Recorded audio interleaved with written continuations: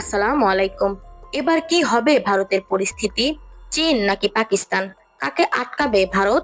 চলুন বিস্তারিত জেনে নেই। বর্তমানে ভারত এক জটিল ভূরাজনৈতিক পরিস্থিতির মুখোমুখি। একদিকে চীনের সঙ্গে সীমান্ত উত্তেজনা, অন্যদিকে পাকিস্তানের সঙ্গে কাশ্মীর ইস্যুতে তীব্র যুদ্ধ। চীনের সঙ্গে সম্পর্ক এখন সবচেয়ে কঠিন পর্যায়ে।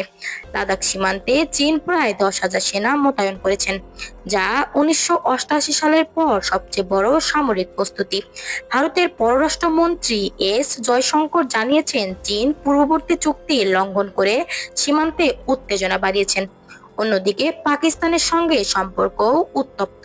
সম্প্রতি জয়শঙ্কর বলেছেন, পাকিস্তান যদি পাক অধিকৃত কাশ্মীর দাবি ছেড়ে দেয় তবে সমস্যার সমাধান সম্ভব।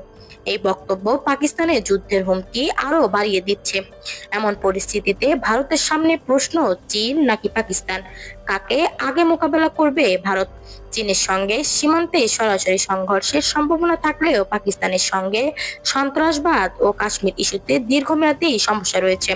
বিশেষজ্ঞদের মতে ভারতকে এখন দ্বিমুখী কৌশল নিতে হবে। অন্যদিকে চীনের অগ্রাসন রুখতে সামরিক প্রস্তুতি, অন্যদিকে পাকিস্তানের সঙ্গে কূটনৈতিক ও নিরাপত্তা চ্যালেঞ্জ মোকাবেলা। তবে ভারতের জন্য সবচেয়ে গুরুত্বপূর্ণ হলো দুই দেশের সঙ্গে সম্পর্কের ভারসাম্য রক্ষা করা।